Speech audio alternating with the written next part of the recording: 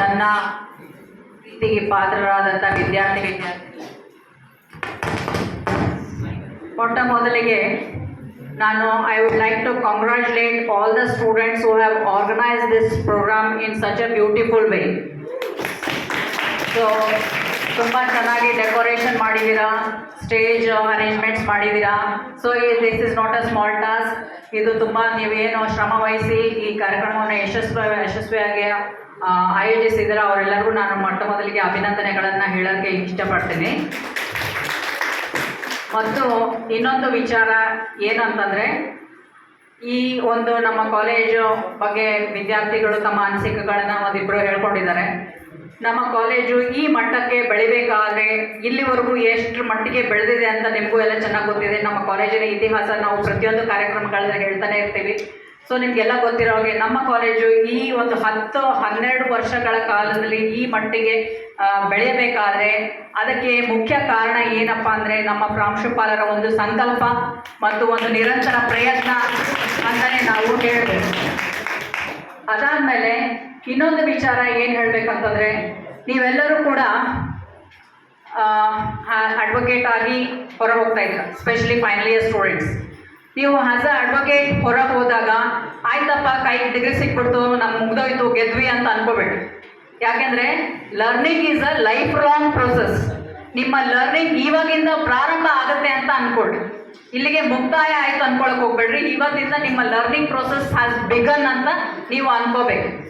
ಅದಾದಮೇಲೆ ಇನ್ನೊಂದು ವಿಚಾರ ಏನು ಹೇಳಬೇಕು ಅಂತಂದಿನಿ ಅಂದರೆ, ನೀವು ಸಕ್ಸಸ್ಫುಲ್ ಆಗಿದ್ದೀರಾ, ಒಂದು ಗ್ರ್ಯಾಜುಯೇಷನ್ ಪಡೆದಿದ್ದೀರಾ ಅಂದರೆ ನೀವು ಸಕ್ಸಸ್ಫುಲ್ ಆಗಿದ್ದೀರಾ ಅಂತ.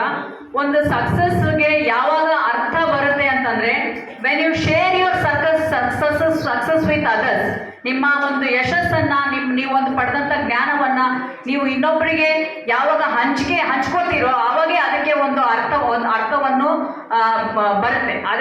ಆವಾಗಲೇ ಅದು ಒಂದು ಅರ್ಥಪೂರ್ಣವಾದಂಥ ಯಶಸ್ಸು ಅಂತ ಅನ್ಸ್ಕೊಳ್ಳುತ್ತೆ. ಹಾಗಾಗಿ ನೀವು ನಿಮ್ಮ ಒಂದು ವೃತ್ತಿ ಜೀವನಕ್ಕೆ ಏನು ಹೋಗ್ತಿರಲ್ಲ, ನಿಮ್ಮ ಲೀಗಲ್ ಫೀಲ್ಡಲ್ಲಿ ಎಸ್ಪೆಷಲಿ ನೀವು ಲಾ ಸ್ಟೂಡೆಂಟ್ಸ್ ಅಂತಂದರೆ ನಮ್ಮ ಪ್ರಿಸಂಪ್ಷನ್ ಏನಿರುತ್ತೆ ಅಂತಂದರೆ, you will take up legal field as your career ಅಂತ. So when you take up your legal field as your career, so I wish all of you to be successful in your professional life as well. So ಇನ್ನೊಂದು ಏನಂತಂದರೆ, ನಿಮ್ಮ ಎಕ್ಸ್ಪೀರಿಯನ್ಸಸ್ನ ಏನು ಹೇಳ್ಕೊಂಡ್ರಲ್ಲ, ಇಲ್ಲಿಗೆ ಬಂದಂಥ ಸವಿ ನೆನಪುಗಳು ಇರ್ತವೆ, ಕಹಿ ನೆನಪುಗಳು ಇರ್ತವೆ. ಸೊ ನಾವು ಒಂದು ಸಂಸ್ಥೆಯನ್ನು ನಡೆಸ್ತಾ ಇದ್ದೀವಿ ಅಂತಂದರೆ ಇಲ್ಲಿಯ ರೂಲ್ಸ್ ಆ್ಯಂಡ್ ರೆಗ್ಯುಲೇಷನ್ಸ್ಗೆ ಬದ್ಧರಾಗಿರ್ಬೇಕಾಗತ್ತೆ, ಇಲ್ಲಿಯ ರೂಲ್ಸ್ ಆ್ಯಂಡ್ ರೆಗ್ಯುಲೇಷನ್ಸ್ಗೆ ನಾವು ರೆಸ್ಪೆಕ್ಟ್ ಕೊಡಬೇಕಾಗತ್ತೆ.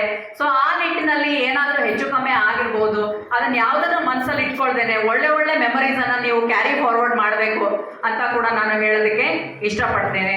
ಆಮೇಲೆ ಈಗಿದ್ದಂಥ ವಿದ್ಯಾರ್ಥಿಗಳು ನಿಮ್ಮ ಜೂನಿಯರ್ಸ್ಗೆ ನೀವು ಕೊಡಬೇಕಾದಂಥ ಮೆಸೇಜ್ ಏನು, ಆದಷ್ಟು ರೆಗ್ಯುಲರ್ ಆಗಿ ಕಾಲೇಜಿಗೆ ಬರಬೇಕು, ಆದಷ್ಟು ಕ್ಲಾಸಸ್ಸನ್ನು ಸರಿಯಾಗಿ ಕೇಳಬೇಕು, ಆದಷ್ಟು ನೀವು ಲೈಫಲ್ಲಿ ಸಕ್ಸಸ್ಫುಲ್ ಆಗಬೇಕಂದ್ರೆ ಒಂದು ಮಾತಿದೆ, ಏನಿದೆ ಅಂತಂದರೆ, ನೀವು 100 ಪುಸ್ತಕ ಓದಿದ್ರೂ ಕಲಿದೇ ಇರೋಂಥ ಪಾಠ ಹತ್ತಿರದಲ್ಲಿ ನೋಡಿದಂಥ ಮುಖಗಳಿಂದ ಕಲಿಯೋಕ್ಕೆ ಸಾಧ್ಯ ಇದೆ ಅಂತ. ಅಂದರೆ ನೀವು ಒಂದು ಕ್ಲಾಸಲ್ಲಿ ಏನು ಕೇಳ್ತೀರಾ, ವ್ಯಕ್ತಿಯ ಜೊತೆ ಏನು ಒಡನಾಟ ಮಾಡ್ತೀರಾ, ಅದರಿಂದ ಪ್ರಾಕ್ಟಿಕಲ್ ಎಕ್ಸ್ಪೀರಿಯನ್ಸ್ ಇಂದ ಕಲಿತಷ್ಟು ನೀವು ಥಿಯರಿ 1000 ಪುಟ ಓದಿದ್ರೂ ಕಲಿಯೋಕ್ಕೆ ಸಾಧ್ಯ ಇಲ್ಲ. ಸೊ ಲೈಫಲ್ಲಿ practical experience matters a lot. So ಹಾಗಾಗಿ ನೀವು ಮನೇಲಿ ಕೂತ್ಕೊಂಡು ನಾ ಪುಸ್ತಕ ಓದ್ಕೊಂಡು ಡಿಗ್ರಿ ತೊಗೋತೀನಿ, ಅದು ಬೇರೆ.